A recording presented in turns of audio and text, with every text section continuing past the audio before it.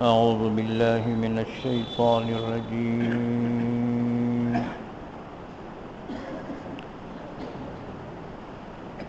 بسم الله الرحمن الرحيم.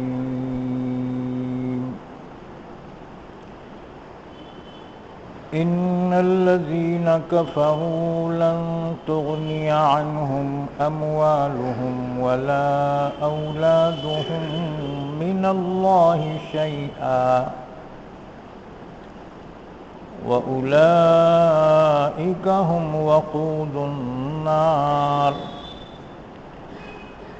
كدأب آل فرعون والذين من قبلهم كذبوا بآياتنا فأخذهم الله بذنوبهم والله شديد العقاب. قل للذين كفروا ستغلبون وتحشرون إلى جهنم وبئس المهاد. قد كان لكم آية في فئتين التقتا فئة تقاتل في سبيل الله وأخرى كافرة يرونهم مثليهم رأي العين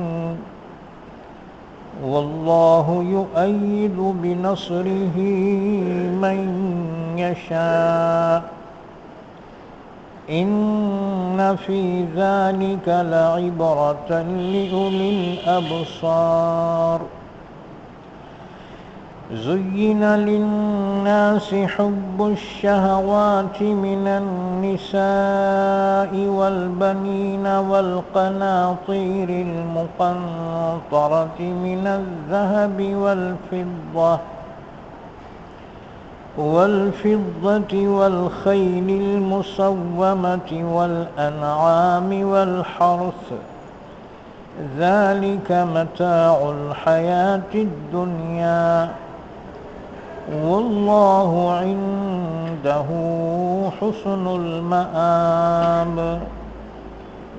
قل أنبئكم بخير من ذلكم للذين اتقوا عند ربهم جنات تجري من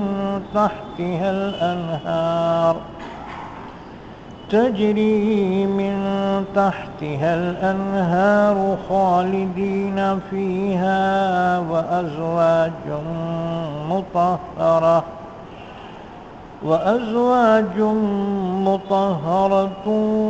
ورضوان من الله والله بصير بالعباد. الذين يقولون ربنا إننا آمنا فاغفر لنا ذنوبنا وقنا عذاب النار. الصابرين والصادقين والقانتين والمنفقين والمستغفرين بالأسحار.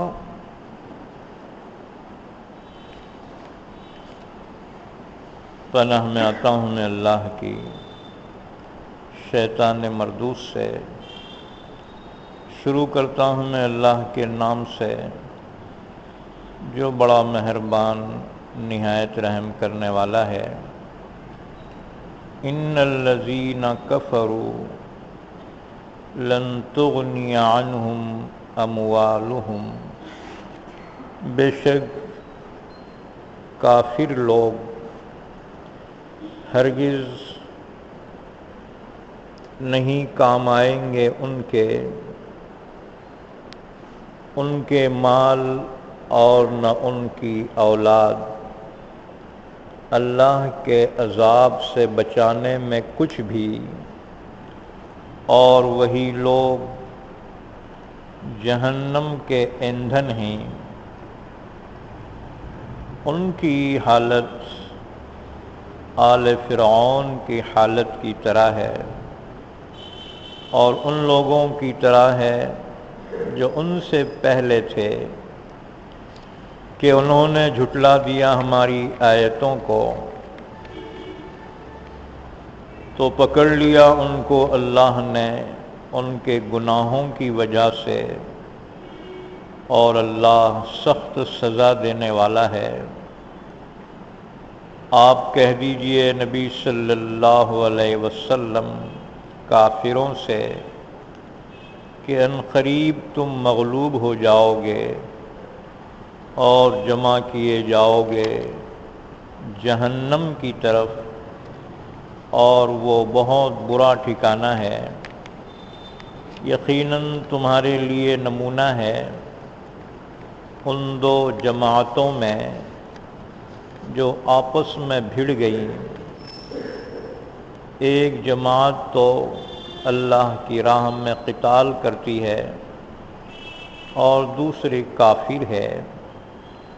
دیکھ رہے ہیں وہ ان کو اپنے سے دوگنے آنکھ سے دیکھنا، اور اللہ قوت دیتا ہے اپنی مدد سے جس کو چاہے۔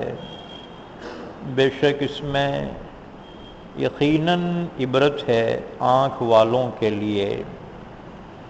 مزین کر دی گئی ہے لوگوں کے لیے مرغوب چیزوں کی محبت، یعنی عورتیں اور بیٹے اور ڈھیروں ڈھیر سونا اور چاندی اور نشان لگے ہوئے گھوڑے اور چوپائے جانور اور کھیتی، یہ سب دنیاوی زندگی کا سامان ہے، اور اللہ کے نزدیک بہترین ٹھکانہ ہے۔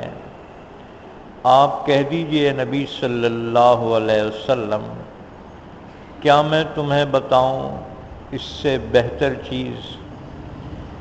متقیوں کے لیے ان کے رب کے پاس ایسی جنتیں ہیں کہ جن کے دامن میں نہریں جاری ہیں، وہ ان میں ہمیشہ رہیں گے، اور پاکیزہ بیویاں ہیں، اور اللہ کی جانب سے خوشنودی ہے، اور اللہ دیکھنے والا ہے بندوں کو جو یوں کہتے ہیں اے ہمارے پروردگار، بے شک ہم ایمان لائے ہیں، سو تو بخش دے ہمارے لیے ہمارے گناہوں کو، اور ہمیں بچا جہنم کے عذاب سے۔ وہ لوگ صبر کرنے والے ہیں اور سچ بولنے والے ہیں اور فرما بردار ہیں اور خرچ کرنے والے ہیں اور استغفار کرنے والے ہیں سحر کے وقتوں میں۔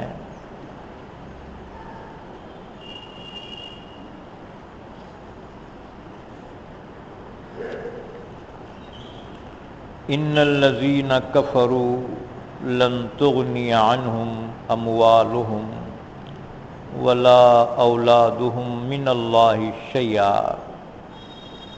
یہ سورہ آل عمران کی آیت نمبر 10 سے لے کر آیت نمبر 17 تک پڑھی گئی ہیں۔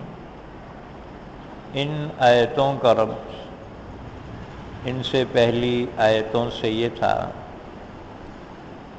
دو قسم کے گروہ کا بیان تھا۔ ایک تو فرما بردار کہ اللہ نے جن کے متعلق حکم دیا اس پر وہ عمل کرتے ہیں، اور دوسرے نافرمان کہ اللہ نے جن چیزوں سے منع کیا اس کے پیچھے پڑ جاتے ہیں۔ قرآن پاک کی آیتیں دو طرح سے ہیں، ایک تو ہیں محکمات اور دوسرے ہیں متشابہات۔ محکمات وہ آیتیں ہیں کہ جن میں احکامات واضح طور سے بیان کیے گئے ہیں اور ہر ایک کے سمجھ میں آنے والے ہیں، اصل قرآن سے وہی مقصود ہیں کہ ان پر عمل کیا جائے۔ دوسری آیتیں ہیں متشابہات، یعنی جن کے معنی اور مراد واضح نہیں ہیں، اللہ کے سوا کوئی نہیں جانتا، یا وہ راز ہیں اللہ اور اس کے رسول کے درمیان، اللہ اور اس کے رسول ہی جانتے ہیں، دوسروں کو بیان کرنے سے منع کیا گیا۔ ان متشابہات کے سلسلے میں اللہ نے فرمایا کہ ان کے معنی اور مراد اللہ جانتا ہے، لہذا ان کے معلوم کرنے کے پیچھے نہ پڑیں۔ مثلا حروف مقطعات ہیں، الف لام میم، ظاہر بات ہے اس کے معنی کوئی نہیں جانتا، کیونکہ یہ ملا کر نہیں ہے، الگ الگ حروف ہیں، الف لام میم، الف لام را، ان کے معنی اللہ کے سوا کوئی نہیں جانتا۔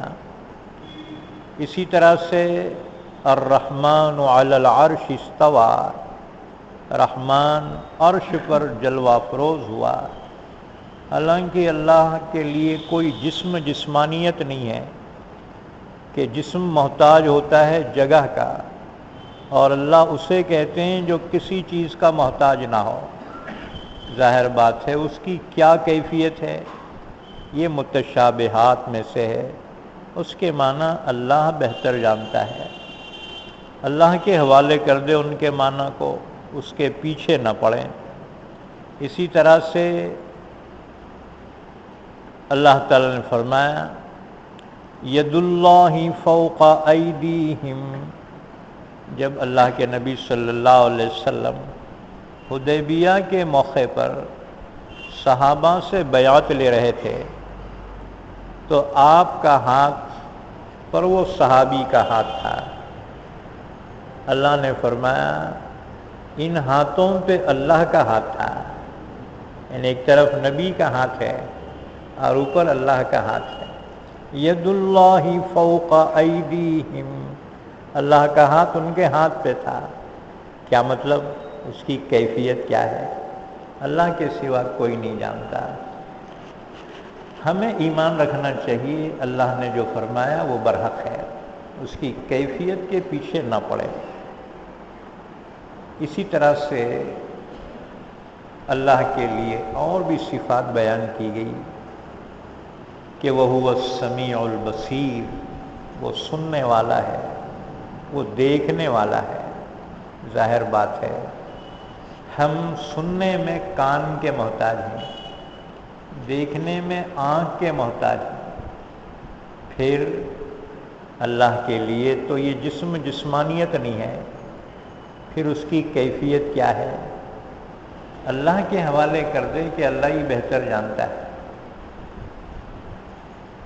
اسی وجہ سے جو علم میں پختہ لوگ ہیں، والراسخون فی العلم یقولون آمنا به کل من عند ربنا وما یذکر الا اولو الالباب۔ علم میں جو پختہ لوگ ہیں وہ کہتے ہیں اللہ نے جو فرمایا بس اس پہ ہم ایمان رکھتے ہیں کہ من جانب اللہ ہے، اس کی کیفیت کے پیچھے نہیں پڑتے۔ حضرت امام مالک رحمۃ اللہ علیہ نے یہی تفسیر بیان کی کہ متشابہات کے سلسلے میں ایمان رکھے، اس کی کیفیت دریافت کرنے کے پیچھے نہ پڑے۔ کیوں؟ وما يعلم تاویلہ الا اللہ، اس کے معنی اس کے مراد کو اللہ کے سوا کوئی نہیں جانتا۔ جب اس کے معنی کو کوئی نہیں جان سکتا پھر بیان کیوں کیا، قرآن میں بیان کیوں کیا؟ یاد رکھو اس کی وجہ یہ ہے کہ کسی بھی حکومت کے جو قانون ہوتے ہیں وہ دو قسم کے ہوتے ہیں.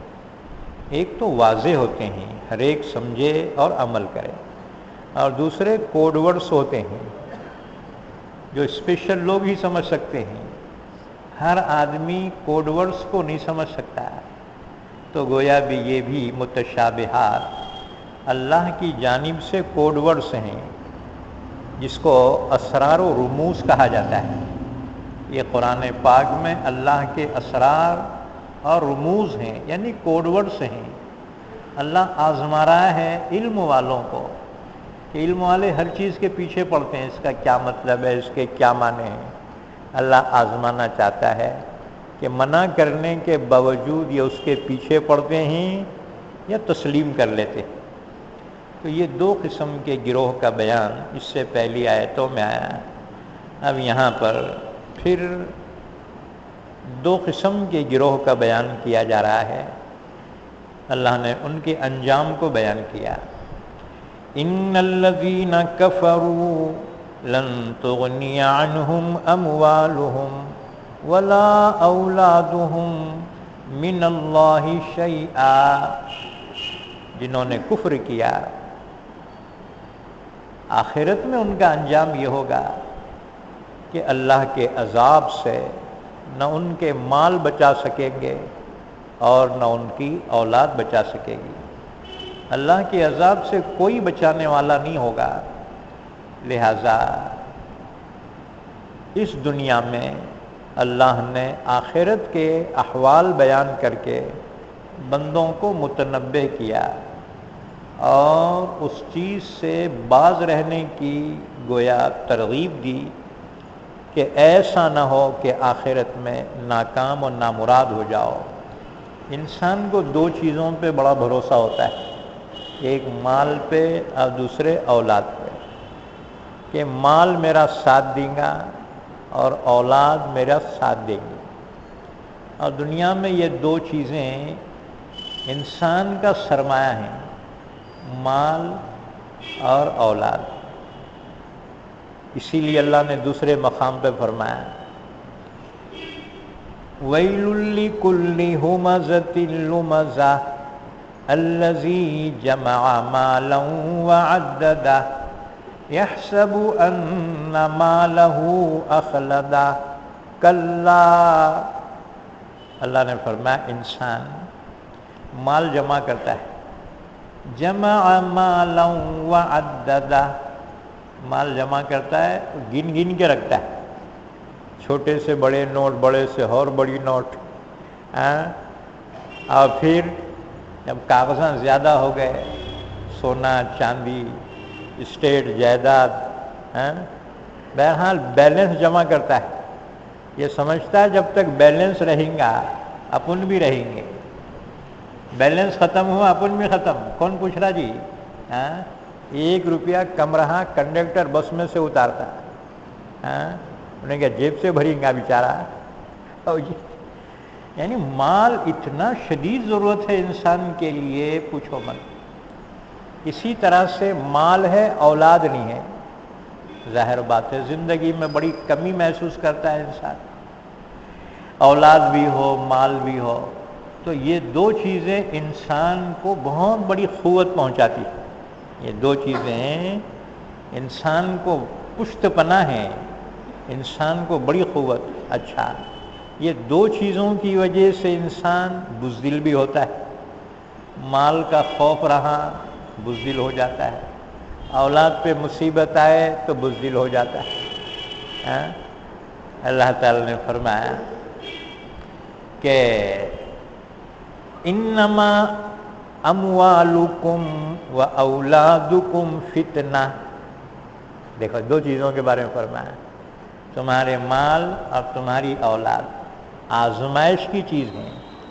فتنہ بولے تو اردو کا فتنہ نہیں، یہ عربی میں ہے. عربی میں فتنہ بولے تو آزمائش، امتحان کی چیز. کہ دیکھیں ان کی محبت میں آ کر اللہ کی یاد سے کہیں غافل تو نہیں ہو جاتا. اور دیکھو انسان جو کماتا ہے تو اس میں عام طور سے غفلت ہوتی ہے عبادتوں سے. آدمی سوچتا ہے اتنا گرے کر لے کے پھر جاؤں گا، آخری رکعت تو مل ہی جائیں گی. ہاں آدمی سوچتا ہے چلو بعد میں پڑھ لوں گا، گرے کہاں سے آئیں گا؟ یہ مال اللہ کے ذکر سے روکنے والا ہے. اسی طرح سے مال کس کے لیے کما رہا؟ اولاد کے لیے.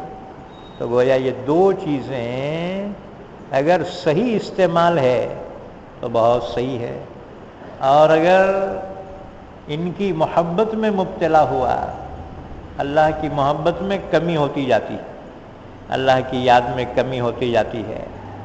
اس لیے اللہ نے فرمایا انما اموالکم و اولادکم فتنہ، تمہارے مال اور تمہاری اولاد آزمائش ہے تمہارے لیے من جانب اللہ، کہ یہ چیزیں کہیں اللہ کے ذکر سے تمہیں روک نہ دے.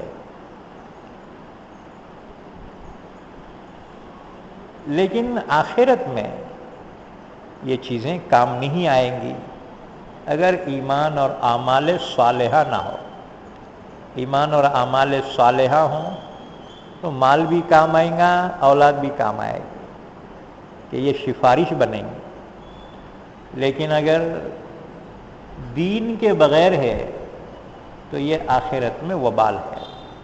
اسی کو فرمایا ان الذین کفروا لن تغنی عنہم اموالہم ولا اولادہم من اللہ شیئا، بے شک کافر لوگ ہرگز ان کے کام نہیں آئیں گے، ان کے مال اور نہ ان کی اولاد اللہ کے عذاب سے بچانے میں کچھ بھی، یعنی اللہ کے عذاب سے بچا نہیں سکیں گے، چھٹکارا نہیں دلا سکیں گے. وَأُولَئِكَ هُمْ وَقُودُ النَّارِ، اور وہی لوگ جہنم کے ایندھن ہوں گے، جہنم کا جلتن ہوں گے.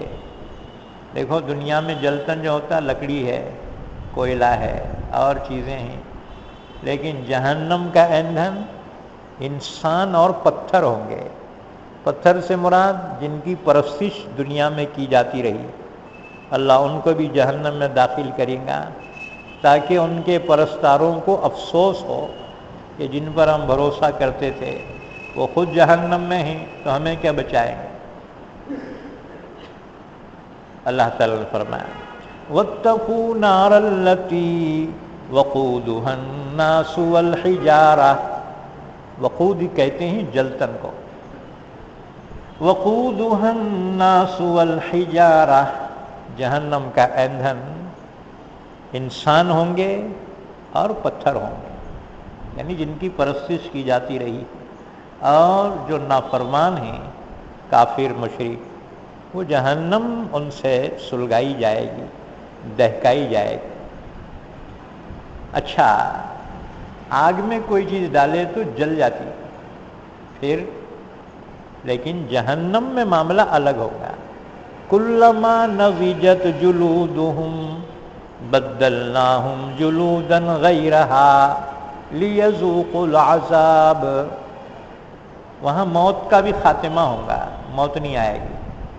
جب جب بھی چمڑی جلے گی، اللہ نے فرمایا کلما نضجت جلودہم، ان کی چمڑیاں جلیں گی تو فوراً بدلناہم جلودا غیرہا، تو دوسری چمڑی فوری بدلی جائے گی، یعنی ایٹومیٹک، ایک ایک ساتھ میں سینکڑوں مرتبہ جلے گا پھر بنے گا، پھر جلے گا پھر بنے گا. لیذوقوا العذاب، تاکہ عذاب کو چکھے، اصل عذاب ہوگا وہاں پر. اچھا وہاں موت کو پکاریں گے کہ موت ہر تکلیف کا خاتمہ کر دیتی، تو ان سے کہا جائے گا لا تدعوا ثبورا واحدا وادعوا ثبورا کثیرا، ایک موت نہیں، اگر تم بہت سی موتوں کو پکارو گے موت نہیں آئے گی، موت کا بھی خاتمہ کر دیا جائے گا. اصل عذاب ہوگا جسے بھگتنا پڑے گا. اللہ ہم سب کا خاتمہ ایمان پر فرمائے. ایمان ہے تو باقی فیسلٹیز ملیں گی، اور ایمان نہیں ہے تو کوئی فیسلٹیز نہیں ملیں گی. عمل کی کوتاہی اللہ چاہے معاف فرما دے. ایمان اصل بنیاد ہے. ایمان پر خاتمہ ہو جائے تو سمجھو آخرت کی منزلیں پھر آسان ہوتی چلی جائے گی. اللہ رحم فرماتا چلا جائے گا ایمان والوں پر.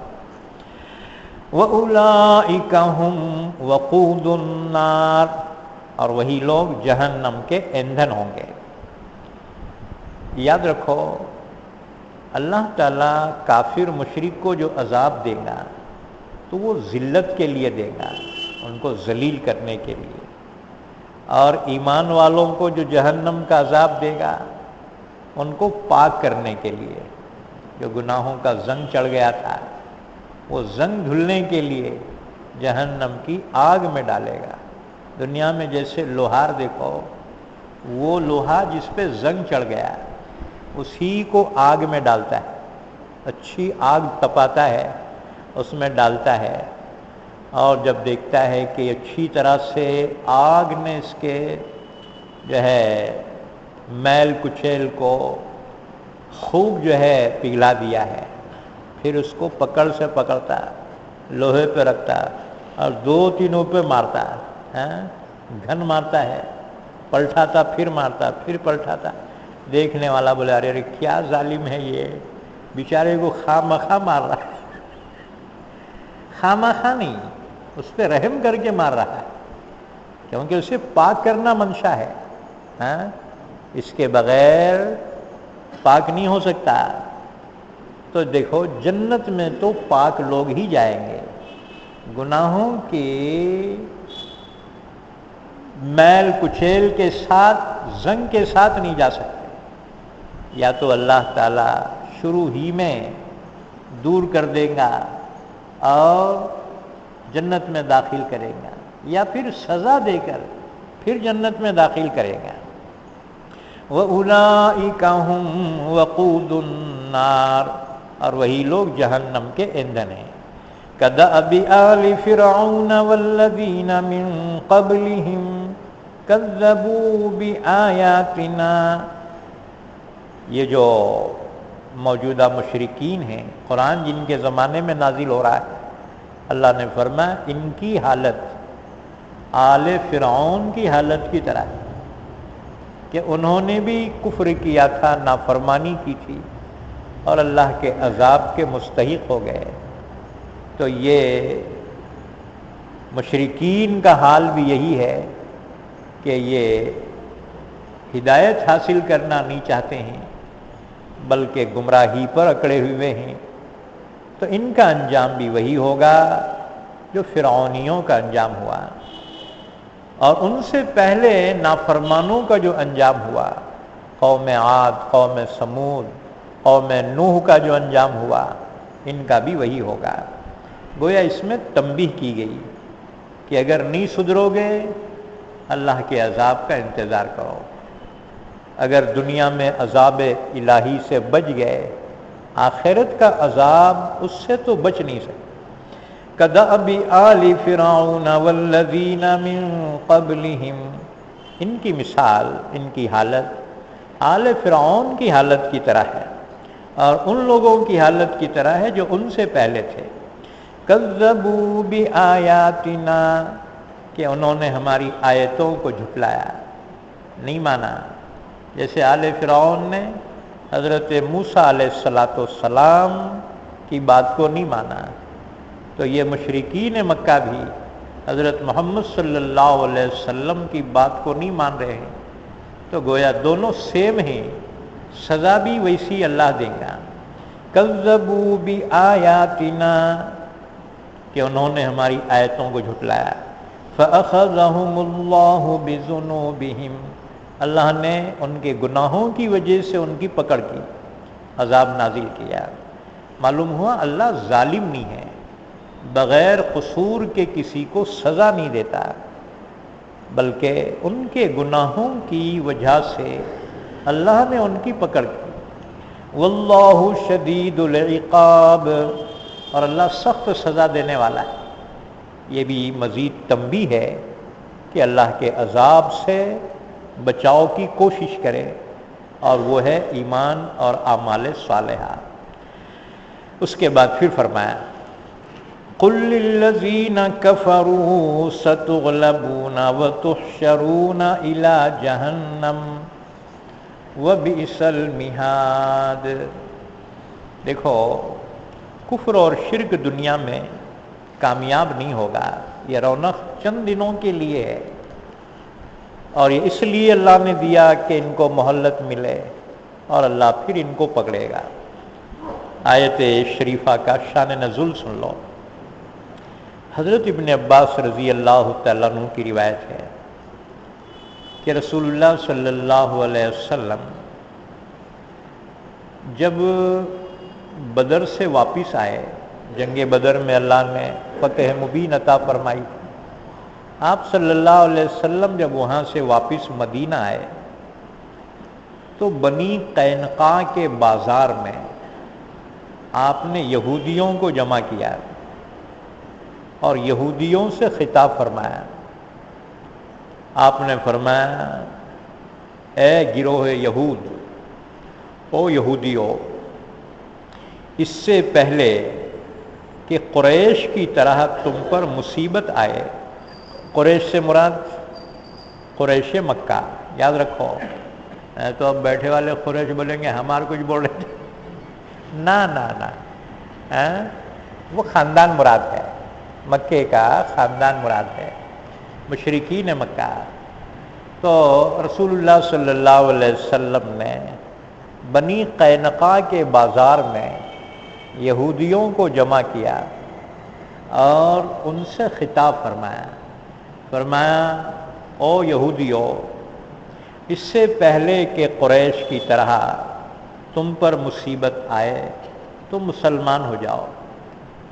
قریش پہ کیا مصیبت آئی؟ بدر کے اندر 70 قتل ہوئے، 70 گرفتار کیے گئے تھے۔ تو حضور نے اس کا حوالہ دیا کہ جیسے ان پہ مصیبت آئی اس سے پہلے تم ایمان لے آؤ۔ تو یہودیوں نے جواب دیا کہ یا محمد صلی اللہ علیہ وسلم، آپ اس بات کا غرور نہ کریں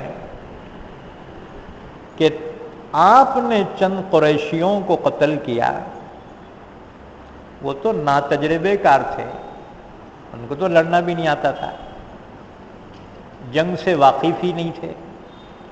ہم سے اگر لڑو گے تو معلوم ہو جائے گا کہ مرد ہم ہیں اور ہماری نظیر تمہیں کہیں نہیں ملے گی۔ اس پر اللہ تعالیٰ نے یہ آیت شریفہ نازل فرمائی، قُلْ لِلَّذِينَ كَفَرُوا سَتُغْلَبُونَ وَتُحْشَرُونَ إِلَى جَهَنَّمَ۔ آپ اہل کتاب کے ان کافروں سے کہہ دو، یعنی یہود سے، کہ تم اس ظام میں مت رہو اپنی طاقت قوت کے گھمنڈ میں، ان قریب تم شکست کھا جاؤ گے اور جہنم کی جانب ہانکے جاؤ گے۔ تمہارا انجام یہ ہوگا کہ تم مغلوب ہو جاؤ گے، شکست کھا جاؤ گے، کیونکہ نبی کے ساتھ اللہ کی قوت ہوتی ہے۔ دنیا کی قوتیں اللہ کی قوت کے مقابلے میں کوئی حیثیت نہیں رکھتی۔ یہ روایت ابو داؤد، ابن جریر اور بیہقی نے بیان کی، اس سلسلے میں یہ آیت شریفہ نازل ہوئی۔ دوسرا شان نزول آیت شریفہ کا یہ ہے، مقاتل نے روایت بیان کی ہے کہ یہ آیتیں بدر کے واقعے سے پہلے نازل ہوئی ہیں۔ چنانچہ یہاں پر قُلْ لِلَّذِينَ كَفَرُوا سے مراد مشرکین مکہ ہیں، رسول اللہ صلی اللہ علیہ وسلم نے ان سے کہا تھا کہ تم اپنی طاقت پہ گھمنڈ نہ کرو، ان قریب تم مغلوب ہو جاؤ گے۔ چنانچہ جب جنگ بدر ہوئی، رسول اللہ صلی اللہ علیہ وسلم نے فرمایا کہ اللہ تم پر غالب آ گیا اور تم کو ہکا کر جہنم کی طرف لے گیا، یعنی ان کے مقتولین کو۔ اس پر یہ آیت شریفہ نازل ہوئی، قل للذین کفروا ستغلبون وتحشرون الی جہنم۔ تیسرا شان نزول آیت شریفہ کا یہ ہے، کلبی کی روایت ہے ابو صالح کے حوالے سے، عبداللہ ابن عباس رضی اللہ تعالیٰ عنہ فرماتے ہیں کہ جب بدر کے دن مشرکوں کو شکست ہوئی تو مدینے کے یہودیوں نے کہا خدا کی قسم یہ تو وہی نبی ہیں جن کی بشارت موسیٰ علیہ السلام نے دی تھی، یہ وہی نبی ہیں، ان کا جھنڈا لوٹایا نہیں جائے گا، یعنی اللہ اپنے نبی کو فتح اور کامیابی عطا فرمائے گا۔ چنانچہ یہود نے ارادہ کیا آپ پر ایمان لانے کا اور آپ کی اتباع کرنے کا، مگر بعض لوگوں نے ان میں سے کہا کہ ابھی جلدی مت کرو، ایک اور واقعہ دیکھ لو۔ چنانچہ اس کے بعد جنگ احد ہوئی، احد میں ایمان والوں کو شکست ہو گئی، تو یہود کے جو ارادے تھے وہ ارادے بدل گئے، ان کو شک پیدا ہوا اگر یہ نبی ہوتے تو یہ ناکام نہ ہوتے، لیکن یاد رکھو ناکامیابی کی وجہ وہ صحابہ بنے جن کو احد پہاڑ پر رسول اللہ صلی اللہ علیہ وسلم نے تیر اندازی کے لیے مقرر فرمایا تھا اور نصیحت فرمائی تھی چاہے نتیجہ جو ہو تم یہاں سے نہ ہٹنا، لیکن جب شروع میں کامیابی حاصل ہوئی اور ایمان والے مال غنیمت حاصل کرنے میں لگ گئے تو ان لوگوں میں اختلاف ہوا، ان میں سے اکثر نیچے اتر گئے کہ اب تو نتیجہ ہو گیا، اب یہاں رہ کر کیا فائدہ۔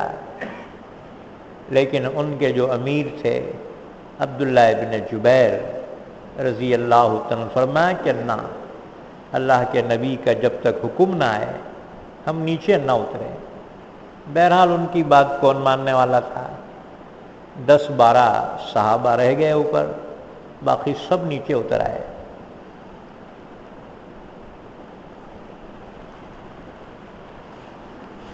مال غنیمت حاصل کرنے میں لگ گئے۔ خالد بن ولید 200 سواروں کی کمان کر رہے تھے، ایمان نہیں لائے تھے ابھی وہ، ان کی نظر اس پہاڑ پہ تھی اور حضور صلی اللہ علیہ وسلم کی حکمت عملی سے بڑے متاثر ہو رہے تھے کہ وہ مین پوائنٹ تھا، وہ جس کے قبضے میں ہو وہ کامیاب۔ اللہ کے نبی نے اسی لیے 50 تیر اندازوں کو اس پہ مقرر کیا تھا، لیکن جب دیکھا کہ وہاں سے لوگ نیچے اتر رہے ہیں تو پیچھے سے چکر کاٹ کر اس میں چڑھنے میں کامیاب ہو گئے۔ جو صحابہ تھے انہوں نے مقابلہ کیا لیکن وہ سب شہید ہو گئے۔ اب یہ نیچے اترے اور اتر کر بھاگنے والوں کو روکا کہ ہم پیچھے ہیں، تم پلٹ جاؤ۔ وہ بھی پلٹے اور یہ بھی، دونوں کے بیچ میں اہل ایمان رہ گئے اور اسی وجہ سے شکست اٹھانی پڑی۔ 70 صحابہ شہید ہو گئے 200 صحابہ انتہائی زخمی ہو گئے. خود رسول اللہ صلی اللہ علیہ وسلم کے چہرے مبارک کو ابن قمیہ نے جو پتھر پھینکا ہے، آپ کی جو خود کی کڑیاں تھیں، لوہے کی ٹوپی، تو وہ کڑیاں رخسار مبارک میں دھس گئی.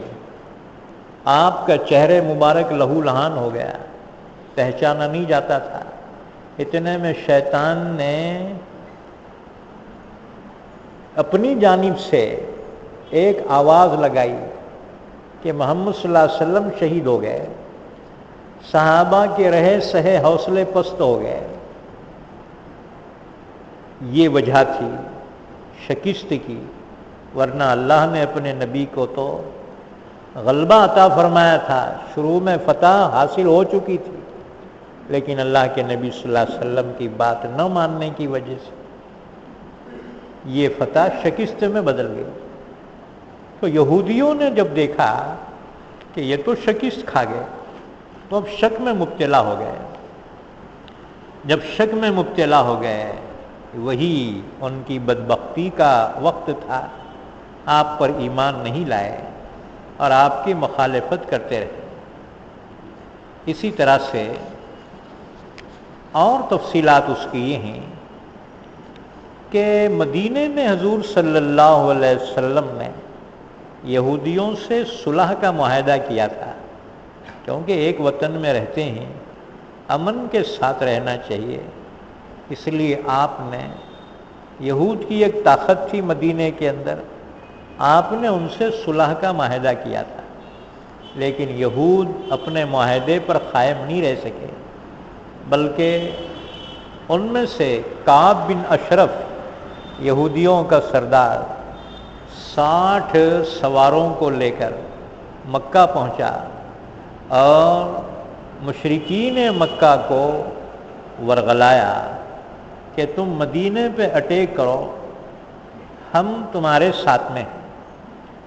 یہی وجہ ہے کہ پورا عرب 12,000 کی تعداد میں مدینے پہ اٹیک کیا. سن 5 ہجری میں رسول اللہ صلی اللہ علیہ وسلم نے ان سے دفاع کے لیے مدینے کے اطراف 3.5 میل خندق کھدوائی تھی. اس کو جنگ احزاب بھی کہتے ہیں اور اس کو غزوہ خندق بھی کہا جاتا ہے.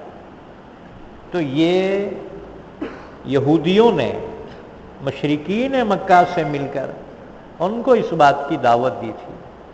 ظاہر بات ہے کہ یہ لوگ بدعہدی کر چکے تھے، اس لیے اللہ نے ان کو اس کی سزا دی. آیت شریفہ نازل ہوئی، قُلْ لِلَّذِينَ كَفَرُوا سَتُغْلَبُونَ وَتُحْشَرُونَ إِلَى جَهَنَّمَ. اللہ کا وعدہ سچا ہوا کہ چند ہی سالوں میں نتیجہ سامنے آیا. بنو قینقاع جلا وطن کیے گئے، بنو نذیر یہ بھی جلا وطن کیے گئے، اور بنو قریظہ جنہوں نے مکے والوں کو چڑھا لایا تھا، رسول اللہ صلی اللہ علیہ وسلم نے حضرت سعد بن معاذ کو فیصل بنایا تھا. انہوں نے فیصلہ دیا چونکہ انہوں نے غداری کی ہے، ان کی سزا یہی ہے، جو ان میں سے لڑنے کے قابل ہوں ان کو تہہ تیخ کر دیا جائے. ان سب کو قتل کیا گیا اور باقی کو باندی غلام بنا لیا گیا. خیبر میں ان کی طاقت جمع ہو رہی تھی. سن 7 ہجری میں رسول اللہ صلی اللہ علیہ وسلم نے خیبر کو فتح کیا اور وہاں کے یہود نے جزیہ دینا قبول کیا، ٹیکس ادا کرتے تھے. یہ ذلت اٹھانی پڑی. اللہ نے اسی سلسلے میں یہ آیت مبارکہ نازل فرمائی، قُلْ لِلَّذِينَ كَفَرُوا. الذین کفروا سے مراد یا تو مشرکین مکہ ہیں یا یہود ہیں. کہہ دیجیے آپ اے نبی صلی اللہ علیہ وسلم ان لوگوں سے جنہوں نے کفر کیا ہے، ستغلبون ان قریب تم مغلوب ہو جاؤ گے، وتحشرون الی جہنم اور جہنم کی طرف جمع کیے جاؤ گے۔ وَبِئْسَ الْمِہَادُ، اور جہنم بہت ہی برا ٹھکانہ ہے۔ اس کے بعد سنو ایک حدیث مبارکہ، ابن ابی حاتم اور ابن عباس رضی اللہ تعالیٰ عنہ کی والدہ حضرت ام الفضل بنت حارث رضی اللہ عنہا فرماتی ہیں کہ مکے میں ایک رات رسول اللہ صلی اللہ علیہ وسلم کھڑے ہوئے اور بآواز بلند فرمانے لگے، لوگوں کیا میں نے خدا کی باتیں تم تک پہنچا دی؟ لوگوں کیا میں نے تبلیغ کر دی؟ لوگوں کیا میں وحدانیت اور رسالت پہنچا چکا؟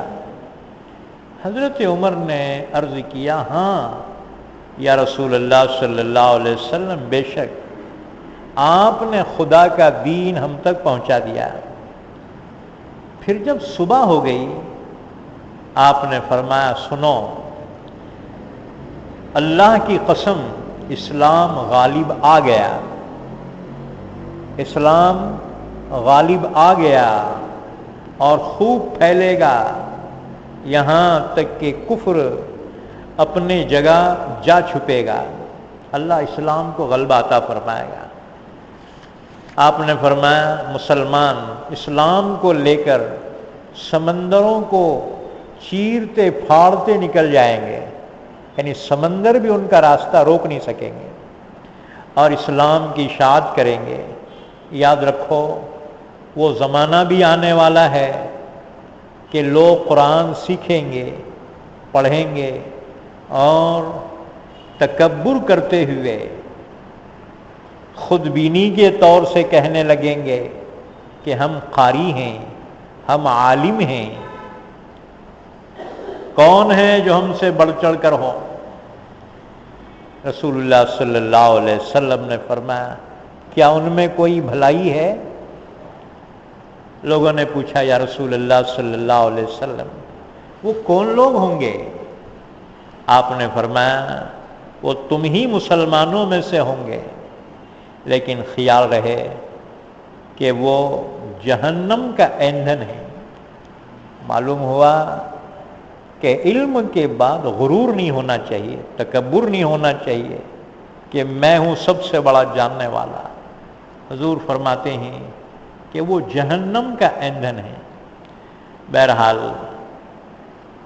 اس سلسلے میں اور ایک روایت ابن مردوہ نے بیان کیا ہے، اس حدیث میں الفاظ یہ ہیں کہ جب حضور نے یہ فرمایا تو حضرت عمر رضی اللہ تعالیٰ عنہ نے جواب میں کہا، ہاں خدا کی قسم یا رسول اللہ صلی اللہ علیہ وسلم، آپ نے بڑی حرص و چاہت سے تبلیغ کی، آپ نے پورے جدوجہد اور دوڑ دھوپ کی،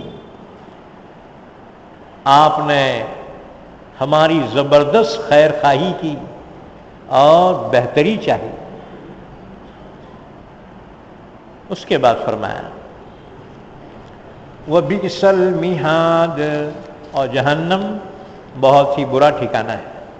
قَدْ كَانَ لَكُمْ آیَةٌ فِي فِئَتَيْنِ الْتَقَتَا، پچھلی آیت میں جس کی بشارت دی گئی تھی کہ کفر اور شرک مغلوب ہو جائے گا اور اللہ ایمان اور اہل ایمان کو غلبہ عطا فرمائے گا، اللہ نے اس کی مثال بیان کی، اور یہ کب ہوا؟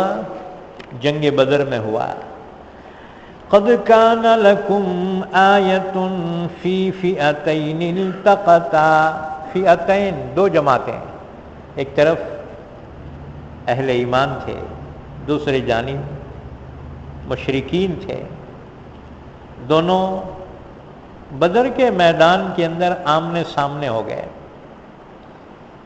قَدْ كَانَ لَكُمْ آیَةٌ فِي فِئَتَيْنِ الْتَقَتَا، یقیناً تمہارے لیے نمونہ ہے دو جماعتوں میں جو آپس میں بھڑ گئی، یعنی جنگ بدر۔ فئۃ تقاتل فی سبیل اللہ، ان میں سے ایک جماعت وہ تھی کہ جو راہ خدا میں لڑ رہی تھی، یعنی ان کا منشا اللہ کی رضا، اللہ کے دین کی سربلندی۔ وَأُخْرَى كَافِرَةٌ، اور دوسری جماعت وہ تھی جو اللہ کا انکار کرنے والی۔ يَرَوْنَهُمْ مِثْلَيْهِمْ رَأْيَ الْعَيْنِ، ایک دوسرے کو اپنے سے دوگنا دیکھ رہے تھے۔ ایمان والے مشرکین کو اپنے سے دوگنا دیکھ رہے تھے، اور تھے بھی۔ ایمان والوں کی تعداد 313 تھی اور مشرکین کی تعداد 950 سے 1000 کے درمیان تھی۔ ظاہر بات ہے زیادہ تھی۔ اچھا، مشرکین ایمان والوں کو اپنے سے دوگنا دیکھ رہے تھے، اس کا کیا معنی ہے؟ اس کے معنی یہ ہیں، جب اللہ کے نبی نے دعا کی اللہ تعالیٰ سے، یا اللہ یہ تیرے نام لیوا مٹھی بھر لوگوں کی جماعت میں لے کر آیا ہوں، اے اللہ آج اگر یہ مارے گئے تو پھر رہتی دنیا تک سرزمین پر کوئی نام لینے والا تیرا باقی نہیں رہے گا، تیری عبادت نہیں ہوگی، اے اللہ تو ان کو کامیابی عطا فرما۔ اے اللہ تو نے مجھ سے وعدہ کیا تھا، اپنے وعدے کو پورا فرما۔ اللہم انجز لی ما وعدتنی، اللہم انجز لی ما وعدتنی۔ حضور اتنا تڑپ کے روتے ہوئے دعا کر رہے تھے۔ حضرت علی فرماتے ہیں، میں جب پہنچا وہاں پر جہاں صاحبان بنایا گیا تھا، میں نے دیکھا حضور صلی اللہ علیہ وسلم سجدے میں ہی اللہ سے بار بار فرما رہے ہیں، یا حی یا قیوم، یا حی یا قیوم، بار بار دعا مانگ رہے ہیں۔ ابو بکر صدیق کی روایت ہے، میں نے دیکھا آپ صلی اللہ علیہ وسلم اتنا تڑپ کے دعا مانگ رہے ہیں کہ آپ کے کاندھوں پر جو چادر مبارک تھی بار بار سرک کے گر رہی ہے، میں چادر ڈال رہا ہوں۔ آپ صلی اللہ علیہ وسلم بہت ہی الہا و زاری فرما رہے ہیں۔ ابو بکر کہتے ہیں مجھے رحم آ گیا، میں نے کہا یا رسول اللہ اب بس کیجئے، اللہ آپ کی دعا ضرور قبول فرمائے گا۔ اس کے بعد آپ دعا مانگتے رہے، یہاں تک کہ پھر مسکراتے ہوئے آپ دعا سے فارغ ہوئے اور فرمایا سیہزم الجمع ویولون الدبر، یہ جو لشکر ہے شکست کھا جائے گا، پیٹ پھیر لے گا، پیٹ پھیر کر بھاگ جائے گا۔ اللہ نے اپنے نبی کی دعا کو قبول فرمایا اور اللہ نے اپنے وعدے کو سچا کر دکھایا۔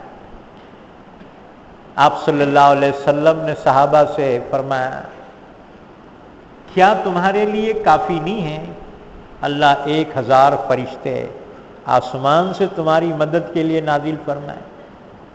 پھر آپ نے فرمایا کیا تمہارے لیے کافی نہیں ہے اللہ 3000 فرشتوں سے تمہاری مدد فرمائے؟ أَلَنْ يَكْفِيَكُمْ أَنْ يُمِدَّكُمْ رَبُّكُمْ بِثَلَاثَةِ آلَافٍ مِنَ الْمَلَائِكَةِ مُسَوِّمِينَ۔ چنانچہ فرشتے آئے، حضرت جبرائیل بھی تھے، حضرت میکائیل 500 کی کمان کر رہے تھے، فرشتے گھوڑوں پہ سوار تھے، امامے باندھے ہوئے تھے، امامے باندھے ہوئے، اور بدر کے میدان میں آئے۔ اللہ نے فرمایا دیکھو تم کو جنگ لڑنا نہیں ہے، ایمان والوں کے دل کو بڑھانا ہے، یعنی حوصلہ دینا ہے۔ ہاں اگر کوئی ذرا طاقتور پڑ جائے تو پھر اس کی گردن اور جوڑ پہ مارو۔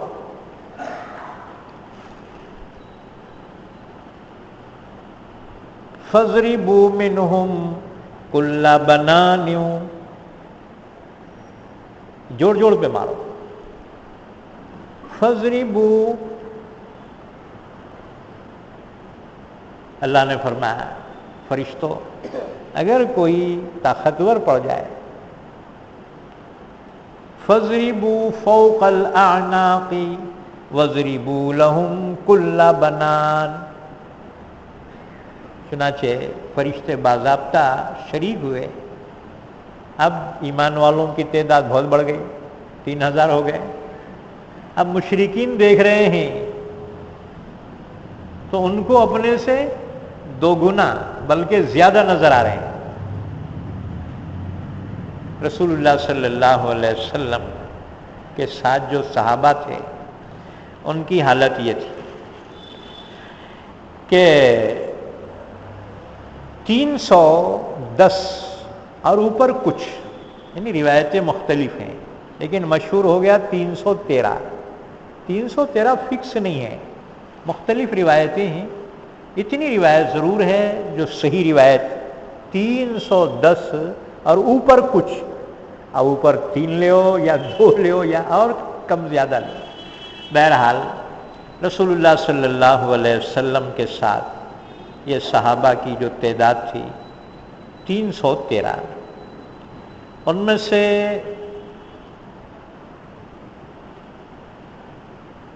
70 اونٹ تھے ان کے ساتھ، صرف 2 گھوڑے تھے، 6 زرہیں تھی، 8 تلواریں تھیں، باقی اور کچھ نہیں تھا. ان کے مقابلے میں مشرکین کی تعداد.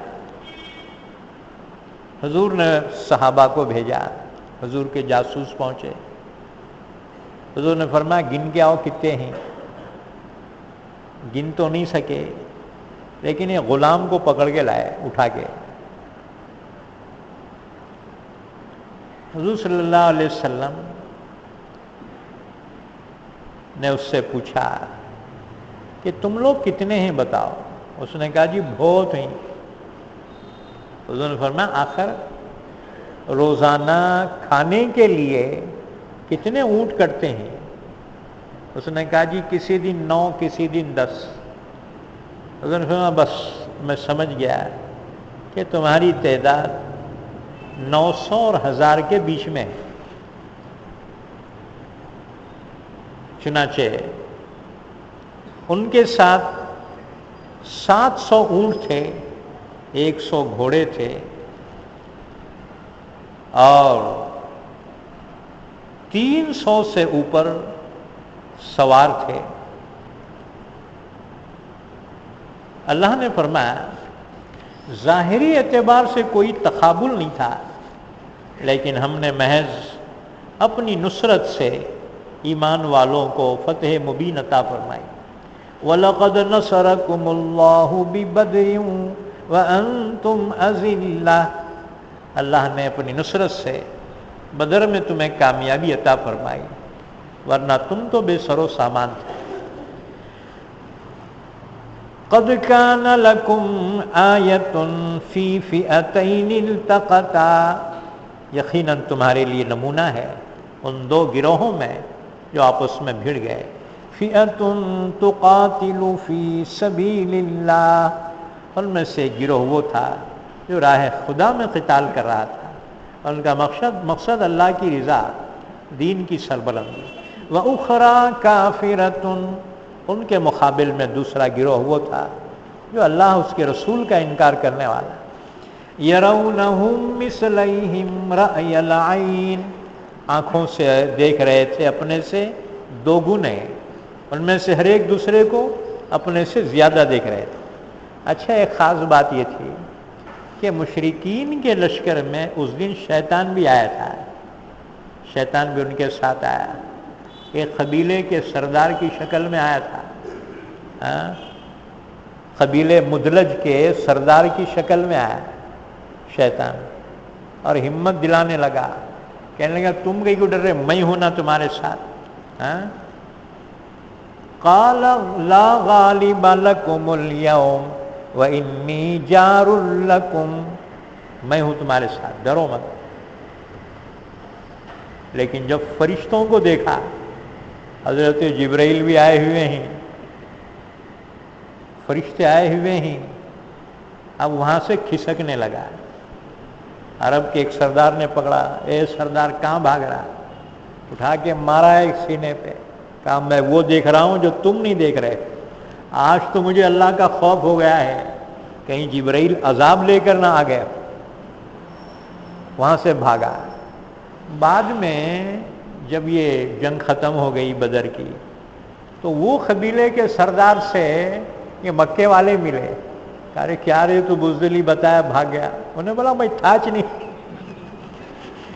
میں تھا نہیں اس میں۔ اللہ نے اس واقعے کو بیان کیا، آگے آیتوں میں آئے گا واقعہ، اللہ نے اس کو بیان کیا۔ واللہ یؤید بنصرہ من یشاء، اللہ اپنی نصرت و مدد سے تائید فرماتا ہے، قوت عطا فرماتا ہے جس کو چاہے۔ ان فی ذلک لعبرۃ لأولی الابصار، اس میں یقیناً عبرت ہے آنکھ والوں کے لیے، یعنی عبرت حاصل کرنے والوں کے لیے بڑی عبرت تھی۔ معلوم ہوا کہ ایمان والوں کی فتح کامرانی من جانب اللہ ہے، اسباب پہ موقوف نہیں رکھی گئی، ورنہ مشرکین کے پاس اتنے اسباب تھے۔ اللہ نے ایمان والوں کو بے سر و سامانی کے باوجود غلبہ عطا فرمایا، فتح مبین عطا فرمایا۔ اس کے بعد پھر فرمایا زُيِّنَ لِلنَّاسِ حُبُّ الشَّهَوَاتِ مِنَ النِّسَاءِ وَالْبَنِينَ وَالْقَنَاطِيرِ الْمُقَنطَرَةِ مِنَ الذَّهَبِ وَالْفِضَّةِ وَالْخَيْلِ الْمُسَوَّمَةِ وَالْأَنْعَامِ وَالْحَرْثِ۔ انسان سب جانتا ہے، پھر نافرمانی کیوں کرتا ہے؟ سب معلوم ہے، اللہ کا حکم معلوم، نبی کا حکم سب معلوم، دین کیا ہے، حق کیا ہے، سب جانتے ہوئے پھر یہ نافرمانی کیوں کرتا ہے؟ اس کی وجہ اللہ نے بیان کی کہ دنیا کی محبت اسے دین سے روکتی ہے، دنیا کی محبت کی وجہ سے، اپنی خواہشات کی محبت، مرغوب چیزوں کی محبت کی وجہ سے انسان دین سے دور ہوتا ہے۔ وہ کیا چیزیں ہیں؟ وہ 7 چیزیں ہیں، اللہ نے بیان فرمائی۔ زُيِّنَ لِلنَّاسِ حُبُّ الشَّهَوَاتِ، مزین کر دی گئی، خوشنما بنا دی گئی ہے لوگوں کے لیے مرغوب چیزوں کی محبت۔ من النساء، نمبر 1 عورتیں، اس چکر میں پڑھ کے دین سے، ہدایت سے بھی دور ہو جاتا ہے، لیکن اگر حلال طریقے سے ہے تو پھر یہی دین میں معاون اور مددگار ہے۔ اسی لیے نیک بیوی دین میں مددگار ہوتی ہے، اور اگر نیک نہ ہو تو دین سے رکاوٹ پیدا کرتی ہے، دین سے رکاوٹ بنتی ہے۔ اس لیے حضور صلی اللہ علیہ وسلم نے فرمایا فَاظْفُرْ بِذَاتِ الدِّينِ تَرِبَتْ يَدَاكَ، کہ دیندار عورت کے ساتھ کامیاب ہو جائے، تیرے ہاتھ خاک آلود ہو جائیں۔ محبت سے فرمایا معیار دینداری کو بناؤ، دیندار عورت اسے دین کے اندر معاون و مددگار ہوگی، ورنہ رکاوٹ پیدا کرے گی۔ من النساء، نمبر 1 عورتیں، والبنین، نمبر 2 بیٹے۔ بیٹے انسان کو دین سے، دین کے کاموں سے رکاوٹ پیدا کرتے ہیں۔ یہ بیٹوں کی ترقی کے لیے انسان کیا کیا نہیں کرتا، جانتا ہے رشوت دینا بھی حرام ہے، لینا بھی حرام، لیکن بچوں کے فیوچر کے لیے سب کرتا ہے۔ ہاں، بعد میں پھر تہجد بھی پڑھیں گا، حج بھی کریں گا، واہ واہ تیری تہجد تیرا حج، ہاں ادھر حرام میں بھی مبتلا۔ کس کے لیے کر رہا ہے؟ اولاد کے لیے، بیٹوں کے لیے، کہ بیٹے اگر ترقی کریں تو اس چھاؤں میں اپنا بڑھاپا گزار لوں گا۔ اس لیے بیٹوں کی محبت انسان کو بہت سے دینی امور سے روکتی ہے، ان کی محبت ہی کی وجہ سے راہ خدا میں جانے سے رکتا ہے، ان کی محبت ہی کی وجہ سے کمائی میں حلال حرام کی تمیز نہیں کرتا۔ اولاد کی محبت خصوصاً بیٹوں کی۔ والقناطیر المقنطرۃ من الذهب والفضہ، سونے اور چاندی کے ڈھیروں ڈھیر اس کی محبت بھی انسان کو دین سے، اللہ کے احکامات سے روکتی ہے۔ اس لیے دیکھو اللہ نے یہاں ڈھیروں ڈھیر فرمایا۔ یہ سونا جو ہے انسان کو بہت مرغوب، چاندی ہر زمانے میں یہ مال ہے۔ دنیا میں کسی کنارے میں جاؤ، سونا اور چاندی کا عوض مل جائے گا۔ اور نوٹا جو ہے جہاں پہ چینج کرنے کا ہے وہاں چینج ہوتے ہیں۔ تو یہ کاغذات کون پوچھ رہا جی کاغذات کو؟ ہاں، کوئی نہیں پوچھ رہا۔ ہر جگہ کی جو بھی جو ہے نوٹ ہے وہی قبول کریں گا۔ اصل سونا اور چاندی مال ہے، کہیں بھی چلے گا۔ اللہ نے فرمایا یہ انسان کو اس کی محبت ہوتی ہے، اس کی محبت میں انسان پھر کچھ بھی کرتا ہے۔ ہاں، بے معنی پہ اتر آتا، بات بدل دیتا، ایگریمنٹ کر کے جو ہے بدل جاتا۔ یاد رکھو والقناطیر المقنطرۃ من الذهب والفضہ، سونے کو ذہب کہتے ہیں۔ ذہب کے معنی عربی میں آتے ہیں جانا۔ معلوم ہوا یہ چیز رہنے والی نہیں ہے، جانے والی ہے۔ انہیں تو بھی جائیں گا، نہیں تو بھی جائیں گا۔ ہمیشہ کسی کے پاس رہا نہیں ہے، جانے والی چیز ہے۔ لیکن انسان کو اس سے بڑی محبت ہے، جمع کرتے رہتا، اتنے تولے ہوئے، اتنے کلو ہوئے، اتنے کنٹل ہوئے، لیکن اس کی ہوس ختم نہیں ہوتی انسان کی۔ ڈھیروں ڈھیر بھی سونا چاندی مل جائے، انسان جو ہے انکار نہیں کرے گا اور کوشش کریں گا۔ اسی لیے رسول اللہ صلی اللہ علیہ وسلم نے فرمایا یہ آدم کی اولاد کو اگر ایک وادی بھر کے بھی سونا مل جائے، وادی کہتے ہیں پہاڑوں کے درمیان کا حصہ، اتنا بھر کے بھی سونا ملے تو وہ کوشش کرتا ہے، چاہتا ہے اتنا اور ملے تو اچھا ہے۔ آپ نے فرمایا یہ آدم کی اولاد کے پیٹ کو تو خبر کی مٹھی بھر سکتی، اس کی خواہشات ختم نہیں ہوتی۔ ہزاروں خواہشیں ایسی کہ ہر خواہش پہ دم نکلے، بہت نکلے میرے ارماں مگر پھر بھی تو کم نکلے، اس کی خواہش ہی پوری نہیں ہوتی۔ شروع میں دیکھو دعا کرتا ہے یا اللہ جیون ساتھی اچھا ملنے دو، شادی ہو گئی، اب دعا کرتا اللہ چاند جیسا بیٹا ملنے دو، کرا یا اللہ اس کو جو ہے قابل بنا، ہو گیا قابل، کوشش کرتا یا اللہ بہو بھی ایسی مل۔ خواہشات ختم ہوتے ہی نہیں ہیں، پوترا پاتری نواسے اس کی خواہش ختم ہی نہیں ہوتی۔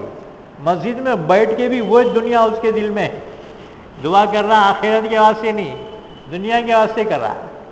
یہ انسان کی فطرت ہے۔ ہاں، دنیا میں یاد رکھو دنیا کی مثال ایسی ہے جیسے کہ دریا ہے، اور ہماری مثال ایسی ہے جیسے کشتی ہے۔ ہم کو زندگی دنیا میں گزارنا ہے۔ اسلام نے سنیاسی بننے کا حکم نہیں دیا، سب چھوڑ چھاڑ کے پہاڑ پہ جا کے بیٹھو اللہ اللہ کرتے، نہ، بلکہ دنیا میں رہو، رہنا دنیا میں ہے۔ کشتی کی زندگی پانی میں ہے، لیکن اگر پانی کشتی کے اندر آ جائے تو کشتی کو ہلاک کر دے۔ انسان دنیا میں جینا ہے، لیکن یہ دنیا اس کے دل میں نہ آئے۔ اگر دنیا دل میں آئے انہیں برباد ہوا، یاد رکھو۔ تو رسول اللہ صلی اللہ علیہ وسلم نے کمانے سے منع نہیں فرمایا۔ آپ نے فرمایا سب سے بہترین روزی انسان کی محنت کی کمائی ہے اور تجارت ہے۔ تجارت اور محنت کی کمائی آپ نے فرمایا سب سے بہترین ہے۔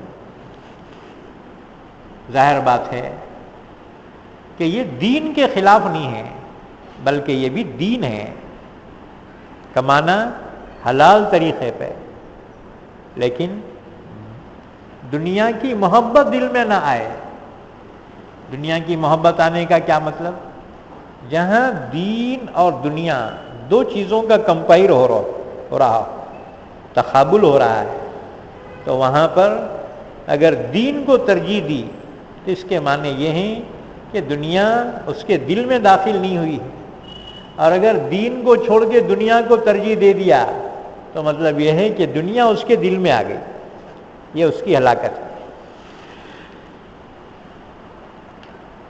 قناطر قنطار کی جمع ہے، قنطار کہتے ہیں، مختلف تفسیریں مفسرین نے فرمائی ہے 1000 دینار کو، دوسرا قول ہے 1200 دینار کو قنطار کہا جاتا ہے، اس کی جمع قناطیر۔ والقناطیر المقنطرۃ من الذهب والفضہ، سونے چاندی کے ڈھیروں ڈھیر، انسان کو بہت مرغوب۔ والخیل المسومۃ، اور 4 ویلر، یہ بھی انسان کو بہت مرغوب۔ پہلے زمانے کے 4 ویلر پر تو گھوڑے تھے، عرب اصیل گھوڑے رکھتے تھے، اچھی ذات کے گھوڑے، بہت مہنگے اور بہت زبردست گھوڑے، اس پہ فخر کرتے تھے کہ ایسا گھوڑا میرے پاس ہے۔ اب وہ گھوڑے گئے، اب کاراں آ گئے اس کی جگہ، 4 ویلر، ایک سے ایک، 20 لاکھ 25 لاکھ 50 لاکھ، تو اس پر انسان بہت جو ہے پسند کرتا ہے اور اسی کی چکر میں رہتا ہے۔ اللہ نے فرمایا انسان کو یہ بھی بہت محبوب ہے، لیکن یاد رکھو حضور صلی اللہ علیہ وسلم نے منع نہیں کیا، آپ نے فرمایا کہ مسلمان کی سواری بھی بہتر سے بہتر ہو۔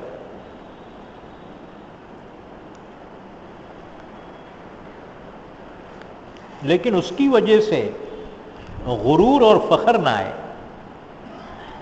والخیل المسومۃ، اور نشان لگے ہوئے گھوڑے، والانعام، اور جانور، چوپائے جانور، عربوں کی تہذیب تھی، جانور پالتے تھے وہ لوگ، اونٹ ہے، بکریاں ہیں، اسی طرح اور بھی ریوڑ ہے، جس کے پاس جتنا زیادہ ہوتا اس پہ فخر کرتا تھا۔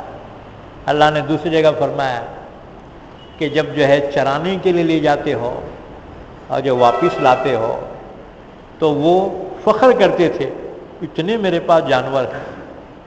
حین تریحون وحین تسرحون، جب تم جو ہے چرا کے واپس لاتے ہو بڑا فخر کرتے ہو، لے جاتے ہو تو فخر کرتے ہو اتنے جانور ہیں اس کے پاس۔ یہ بھی انسان کی مرغوب چیزیں ہیں۔ والحرث، اور کھیتی، کسانوں کو کھیتی بہت مرغوب، بہت پسندیدہ۔ کسان کیا، اب تو بیپاریوں کو بھی بہت پسند ہے، پیسے کہاں رکھنا، حساب کیا، حساب دینا پڑے گا، تو پھر کھیتیاں خریدتے ہیں، کھیتیوں میں، پلاٹنگ میں۔ اللہ نے فرمایا یہ بھی مرغوب چیزیں ہیں، لیکن یہ مرغوب چیزیں یہ دنیاوی زندگی کے اسباب ہیں۔ ذالک متاع الحیات الدنیا، یہ دنیاوی زندگی کا سامان ہے۔ واللہ عندہ حسن المآب، اور اللہ کے نزدیک بہترین ٹھکانہ ہے کہ بندو ان میں مشغول ہو کر کہیں آخرت کی نعمتوں کو بھول نہ جانا۔ آخرت میں اللہ نے نعمتیں جو رکھی ہیں اس کی طلب میں لگ جاؤ۔ قل اونبئکم بخیر من ذالکم، اے نبی صلی اللہ علیہ وسلم ان سے کہو کیا میں تمہیں بتاؤں ان سے بھی بہتر چیزیں، ان سے بھی بڑھیا نعمتیں کیا ہیں؟ للذین اتقوا عند ربهم جنات تجری من تحتها الانہار، ان سے بھی بہتر نعمتیں وہ جنتیں ہیں متقیوں کے لیے کہ جن کے دامن میں نہریں جاری ہیں۔ خالدین فیہا، ان نعمتوں میں ہمیشہ رہیں گے۔ دنیا میں کتنی بھی نعمتیں رہیں، ایک دن وہ نعمت ختم ہوتی ہے یا وہ نعمت والا جو ہے وہ ختم ہوتا ہے، کسی ایک کو بچھڑنا ہے، لیکن جنت کی نعمتیں ہمیشہ ہمیشہ کی ہیں۔ وَأَزْوَاجٌ مُطَهَّرَةٌ، اور پاکیزہ بیویاں بھی وہاں ملیں گی۔ وَرِضْوَانٌ مِّنَ اللَّهِ، اور سب سے بڑھ کے اللہ کی رضا، اللہ خوش ہوگا، فرمائے گا میرے بندوں آج میں تم سے راضی ہو گیا ہوں، اب کبھی ناراض نہیں ہوگا۔ یہ سب سے بڑی نعمت ہوں گی جنت کی نعمتوں میں۔ اب یہاں پر ایک سوال ہے کہ دنیا کی نعمتوں کے مقابلے میں اللہ نے صرف دو نعمتیں بیان کی، ایک جنت اور دوسرے پاکیزہ بیویاں۔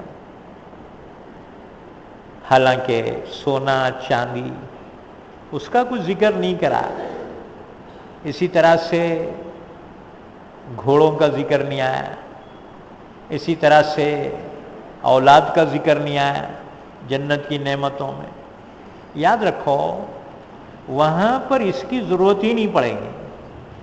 سونا چاندی کئی کے واسطے ہونا، گھراں بنانے کے واسطے، آلریڈی گھراں وہاں ملیں گے، بالا خانے ملیں گے، پیسوں کیا ضرورت ہے؟ اچھا ان کی ضرورت کیوں پڑتی ہے؟ کھانے کے واسطے، زندگی گزارنے کے واسطے، آلریڈی وہاں ہر نعمت ملے گی، لہٰذا اس کی ضرورت ہی نہیں پڑے گی سونا چاندی کی۔ اچھا اگر کسی کو ضرورت بھی پڑے سونے چاندی کی تو محلات ہوں گے وہاں، ایک اینٹ سونے کی ایک اینٹ چاندی کی، کتنے ہونا؟ کیا کرتا؟ گلے میں لٹکا لیتا، بلکہ بسکٹاں بنا کے رکھتے، بسکٹاں کیا وہاں اینٹاں رہیں گے۔ جنت کے محلات جو ہوں گے سونے چاندی کے ہوں گے، ضرورت نہیں پڑے گی۔ رہے گی اولاد کی ضرورت نہیں پڑے گی۔ اللہ تعالیٰ وہاں پر اگر کوئی تمنا کرے گا اولاد کی، اللہ وہ بھی عطا فرمائے گا، لیکن اس کے لیے اتنا لمبا پروسیجر نہیں رہے گا، بلکہ امیڈیٹلی ہو جائیں گا سب۔ اللہ تعالیٰ اسے عطا فرمائے گا۔ اگر کوئی کھیتی کرنا چاہے، اللہ سے درخواست کرے گا بندہ، اللہ میں کھیتی کرنا چاہتا ہوں، اللہ فرمائے گا چل کھیتی کر، دانے یوں بوئے گا اور 1 منٹ میں وہ جو ہے اگ بھی جائیں گے، اور 12 ہاتھ کی جو ہے کھیتیاں ہو جائیں گے، اور پھل بھی فوری گریں گے، اناج لے کھلا بھی ہو گیا، منٹوں میں ہو جائے گا، لیکن وہاں ضرورت ہی نہیں پڑے گی، اللہ ہر نعمت وہاں عطا فرمائے گا۔ اس لیے انسان کا وہاں پر ذہن جن نعمتوں کی طرف جائے گا وہ دو ہی ہوں گی، ایک وہ جنتیں اور دوسرے ازواج مطہرہ پاکیزہ بیویاں، اور تیسری ایک نعمت مزید بڑا ملے گی، وہ اللہ کی خوشنودی اور اس کی رضا ہے۔ واللہ بصیر بالعباد، اور اللہ بندوں کو دیکھنے والا ہے۔ یہ کون خوش نصیب ہیں؟ ان کی صفات اللہ نے اگلی آیتوں میں بیان کی، انشاءاللہ اس کو ہم آئندہ پڑھیں گے۔ اللہ سے دعا ہے اللہ ہم سب کو قرآن پاک سمجھنے کی، عمل کرنے کی توفیق عطا فرمائے۔ ایک اعلان سن لو، کل ناکے پہ تفسیر نہیں ہوگی، انشاءاللہ آئندہ ہوگی، تو یہ اعلان بھی ضروری تھا، اس لیے ہم نے عرض کیا کہ کل تفسیر نہیں ہوگی۔ اللہم صلی علی محمد وعلی آل محمد بارک وسلم۔ اے اللہ ہمارے گناہوں کو معاف فرما، خطاؤں سے درگزر فرما، ہمارے مرحومین کی مغفرت فرما، ہمارے بیماروں کو شفاء کامل عطا فرما، ہمارے ملک میں امن و امان قائم فرما، ایمان والوں کی جانوں کی، مالوں کی، عزت کی، آبرو کی، ایمان کی حفاظت فرما۔ اے اللہ بے اولادوں کو نیک اولاد عطا فرما، ہمارے اہل و عیال کی جائز تمنائیں دلی مرادوں کو پورا فرما، بن بیائی بچیوں کے نکاح کے فیصلے فرما۔ اے اللہ حاضرین مجلس اور حاضرات مجلس کی جائز تمنائیں دلی مرادوں کو پورا فرما، جب تک زندہ رکھ ہم تمام کو اسلام پر زندہ رکھ اور خاتمہ ایمان پر فرما۔ صلی اللہ علی نبینا محمد وعلی آلہ وصحبہ اجمعین برحمتک یا ارحم الراحمین۔